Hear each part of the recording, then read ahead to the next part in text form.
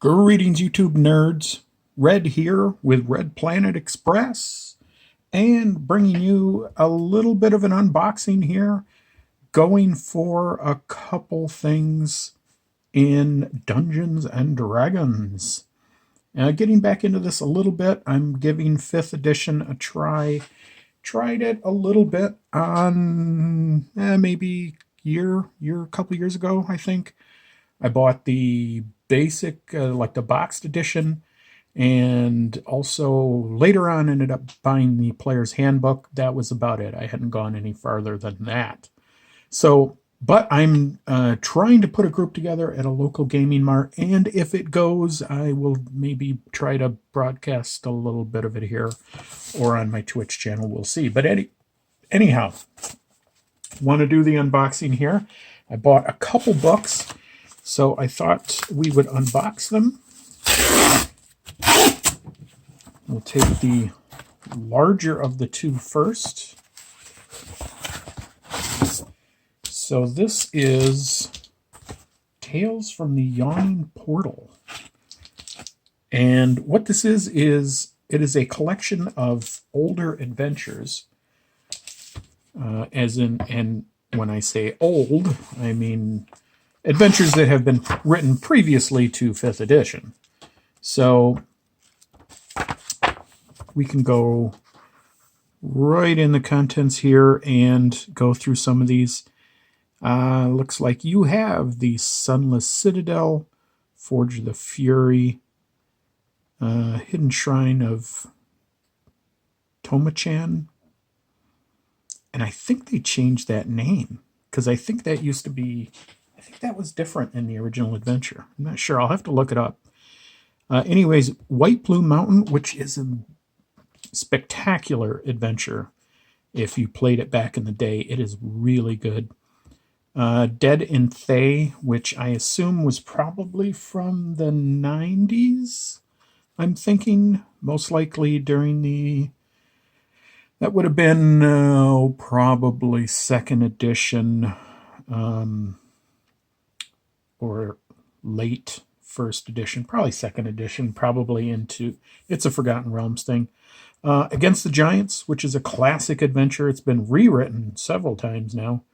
Tome of Horrors, or Tomb of Horrors, really. And that's primarily one of the reasons I really bought this book was just for the Tomb of Horrors rewrite. Tomb of Horrors is a spectacular adventure. I've run it, I don't know how many times, half a dozen, a dozen different times, I think, through the years, from 1st edition up through, I know I did it in 1st, I did it in 2nd, did it in 3.5, didn't do it in 4th, didn't play much 4th. But hopefully if my party can get high enough, we can go through it in this one. And I don't think it's much of a spoiler review here to talk about Tomb of Horrors at this point. The adventure's been out for, what, 40 years? 30 some at least. So I can't really say that there's any spoilers here. In the original, of course, it's a demi-lich. I don't know if they're using a real lich for this one or not. The demi-lich was introduced because liches already existed by the time Tomb of Horrors came out. Demi-lich is an even further progression, so that even a regular lich apparently at some point may meet their maker. The demi-lich is to extend that life even further among that, which really results in the only thing being left is a skull, really, and some vast powers. So let's see here, running the adventure, only high-level characters have a chance of surviving. Doesn't really give a level, just says high level, which high level is pretty subjective. So we'll check out some of the other adventures and see what those say. I mean, I guess for this level of this type of adventure, you could just say high level, because a lot of what you are going to encounter is traps and puzzles, really. And traps, puzzles, tricks, that sort of thing.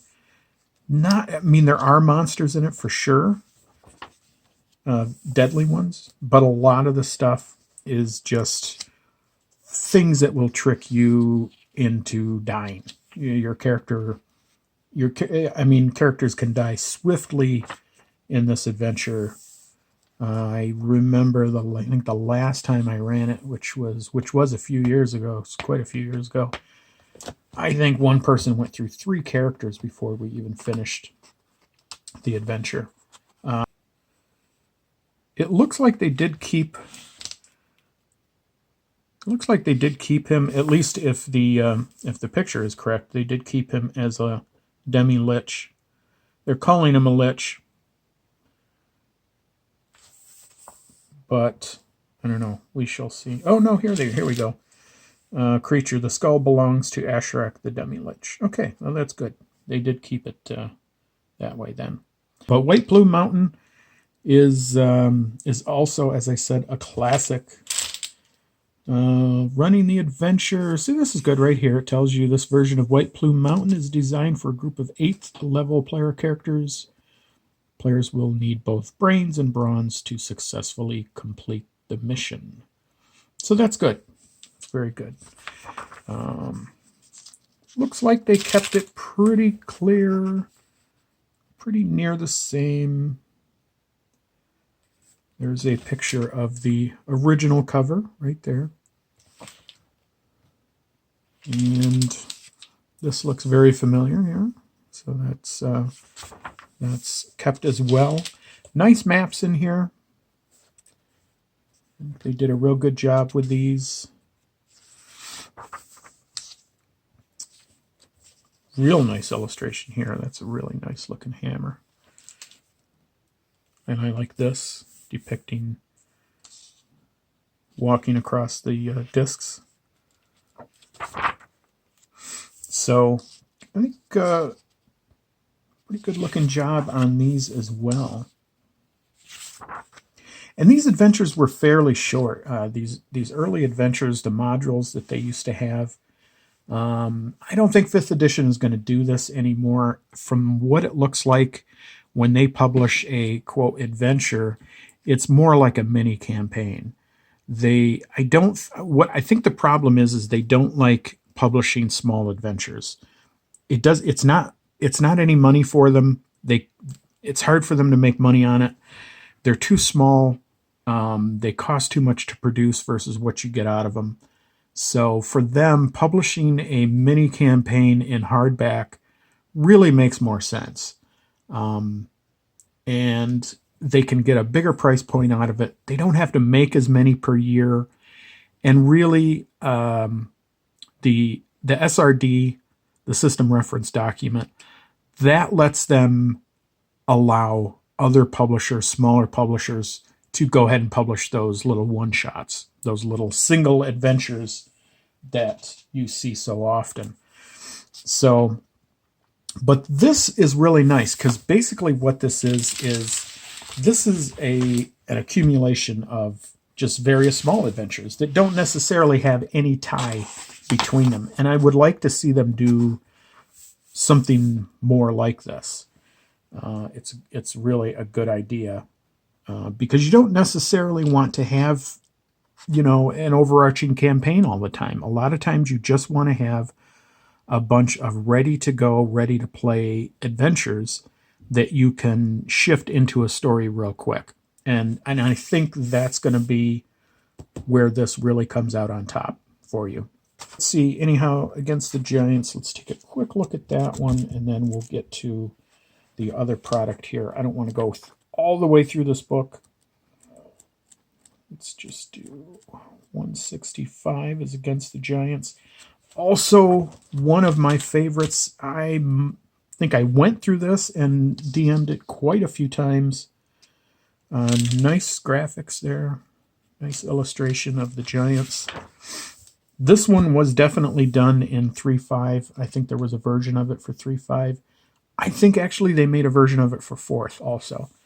I had very brief ideas of running some 4th edition stuff, and and I remember coming across it. So this is I remember this. This is similar. This is bags from the Giants as you walk in the door. I remember that. Very much remember this map. There's the Great Hall. And this is how the players sneak in, right in through there. So yeah, this looks all very familiar. Now now Against the Giants in and of itself is really several adventures all into one, and it looks like that's what they did here, because here you have the Glacial Rift of the Frost Giant Jarl. So this is an adventure against all the evil giants, and it looks like they went into it. So, because in original first edition D&D, Against the Giants was actually several smaller adventures, and then later in first edition they put them into one adventure called Against the Giants. So, and then Hall of the Fire Giant King. I believe this is the last one that you end up going through. So, yeah, I think this is. Oh yeah, and it goes into a little bit of the Drow, which, again, that is also part of the original adventure. As you go down further into this adventure, you end up encountering Drow, and then get into an adventure which leads you into the Underdark. So, yeah. So anyhow, I think this is a great book. I think this is a great resource for anyone playing or starting to play 5th edition, because it gives you a lot of options to have. Now this is retail. This is $49.95, which is pretty typical of all the 5th edition hardback books. But I got it on Amazon for, I think it was $39. It was $39, $29, or $39. Really good deal. I highly advise you to to check out Amazon when you can for these. Obviously, it's a book, and Amazon is the book king, so they're going to have great deals. And I will put a link to it inside my store right below here, so you can grab it as well. Okay, so this is the DM screen, and this is, I guess this is not the first DM screen they came out with for 5th. This is Reincarnated, so apparently there was one before this, and I don't know what the problem was, if there was not a good reception to it. But they put this out as well, and this was about $11 on Amazon. And again, I will put the item in the description down below if you want one for yourself. So I want to cut this open, but I don't want to destroy any part of it.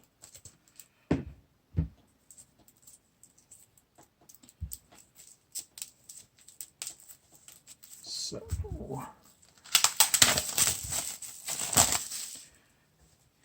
all right, so looks like you've got a covering here, and then wow, is this glossy. So normally, I would normally make my own DM screen. I have one of my own from long ago, which has plastic sleeves that you can then print out and then put stuff in it. But being that this was only $11, I thought, what the hell, I'd give it a shot. But this is, I like that this isn't too tall. And although, I think maybe they could have made a little bit more use of space on here. This looks like decent enough stuff to have. This is always the stuff that I always have trouble with and I always forget, which is stuff like unarmed combat, prone, restrained, stunned, unconscious. Stuff like that. Here's armor class for objects, which is always great to have. It's another thing no one ever thinks about. Skill and ability associations. Here's some typical DCs for you, which is great. And those are all things that you need.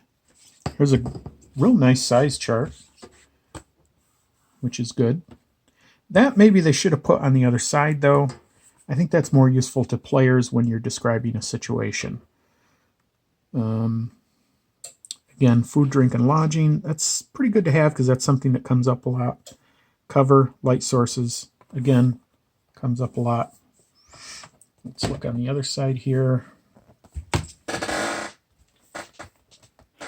And we've got conditions, which is great because, again, also comes up a lot. These are a lot of things which I find that I always forget. On the other side, you have long jumps, high jumps, suffocating, concentration, and then actions in combat. This is really nice. This is great. Telling you straight up right there what you can do on your turn, and again, right here, things you can do on your turn. I think this is perfect, absolutely perfect for a new Dungeon Master. Certainly would be useful for an old pro like myself.